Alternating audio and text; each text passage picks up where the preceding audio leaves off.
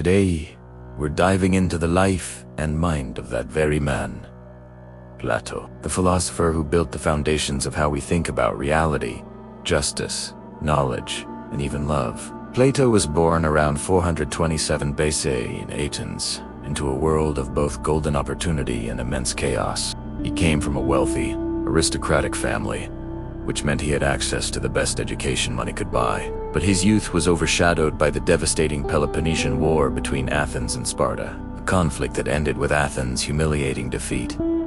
This political turmoil wasn't just background noise, it was the forge that shaped his entire philosophical journey. The most important event in Plato's early life, however, was meeting a man who would change everything: Socrates. Imagine walking through the bustling Athenian marketplace and encountering this strange, barefoot man who didn't claim to know anything, but instead spent his days questioning everyone from powerful politicians to common craftsmen about what they truly knew. Socrates was a master of conversation, using a method of relentless questioning, now called the Socratic method, to expose ignorance and push people toward clearer thinking. For a young, brilliant mind like Plato, Socrates was magnetic. He became his devoted student, absorbing every lesson. But this mentorship came to a tragic end. In 399 BCE, the Athenian democracy, still reeling from its wartime defeat and paranoid about dissent, put Socrates on trial.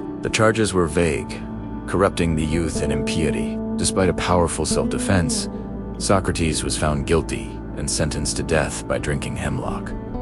For Plato, this was a devastating blow. How could the wisest, most just man he had ever known be executed by a vote of the people? This event ignited in Plato a profound and lifelong distrust of democracy. He concluded that letting the uninformed masses make life or death decisions was a recipe for disaster. His life's work would become a quest to design a society where wisdom, not popular opinion, held the ultimate power. Unlike his teacher, who famously never wrote a single word down, Plato understood that ideas needed to be preserved to survive. He chose a unique and brilliant format for his writings: the dialogue.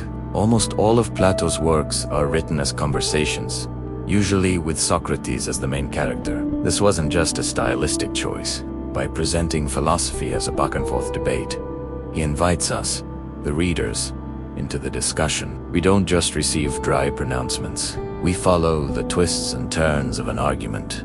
We see ideas tested and refined, and we are encouraged to think critically for ourselves. It's a masterclass in teaching people how to think, not just what to think. So, what were the big ideas that Plato explored in these dialogues? At the very heart of his philosophy is the groundbreaking theory of forms. Plato argued that the world we experience with our five senses, the world of trees, chairs, and people, is not the real world. It's more like a shadow or a flickering copy of a higher, more perfect reality.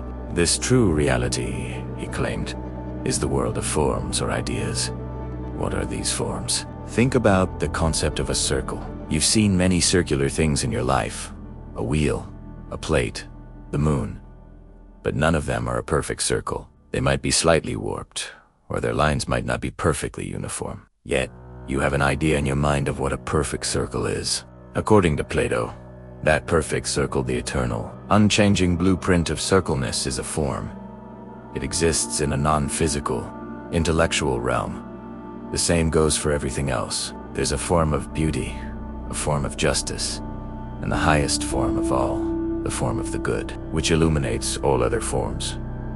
To help us grasp this mind-bending concept, Plato gave us one of the most powerful allegories in all of literature: the allegory of the cave, from his masterpiece, The Republic. Imagine a group of prisoners who have been chained inside a dark cave their entire lives, facing a blank wall. Behind them, a fire is burning, and people are walking back and forth, carrying objects. The fire casts shadows of these objects onto the wall in front of the prisoners. For these prisoners, the shadows are their entire reality. They give them names, they talk about them, and they believe the shadows are the truest things in the world. Now, what if one prisoner was freed? He would be forced to turn around and see the fire and the objects for the first time. The light would hurt his eyes, and he'd be confused. He might even think the shadows were more real than the objects causing them. But if he were dragged out of the cave and into the sunlight, he would eventually adjust and see the world as it truly is. The sun, the trees, the sky. He would realize that his entire life had been an illusion. This escaped prisoner represents the philosopher, who uses reason to move beyond the sensory world, the shadow's end. Grasp the true reality of the forms, illuminated by the form of the good, which is like the sun. But the story doesn't end there. The philosopher, now enlightened, feels a duty to go back into the cave and free the others. But when he returns, his eyes are no longer used to the darkness. He can't see the shadows as clearly as the other prisoners. They laugh at him, telling him his journey outside has ruined his sight. If he tries to free them, they might even become violent and try to kill him, a clear reference to the fate of Socrates. The allegory is a powerful statement about the nature of education, the resistance to new ideas, and the lonely, often dangerous, path of the truth seeker. This vision of an enlightened ruler directly informed Plato's political philosophy. In Asterisk, the Republic Asterisk, he outlines his vision for the ideal state, a society designed for justice and harmony. Plato believed that a just society mirrors a just individual. He argued the human soul has three parts: the rational part, which seeks truth; the spirited part, which seeks honor and courage; and the appetitive part, which desires food, drink, and other physical pleasures. A just person is someone whose reason is in control, guiding the spirit and managing the appetites. Similarly, the ideal state has three classes of citizens. The producers, farmers, artisans, and merchants correspond to the appetitive part. The auxiliaries, the soldiers and police, correspond to the spirited part, and the guardians, the rulers, correspond to the rational part. Who should these guardians be? Not the rich, not the powerful, but the wise. Plato called them philosopher kings. These individuals, both men and women, would be identified from a young age and undergo a rigorous, decades-long education in mathematics, logic, and philosophy, ultimately coming to understand the form of the good. Only those who have achieved true knowledge are fit to rule, because they will govern not for personal gain, but for the good of the entire city. It was a radical idea that merged political power with philosophical wisdom. To make his vision a reality, around 387 BCE, Plato did something truly revolutionary. He founded a school just outside of Athens, in a grove dedicated to the hero Academus.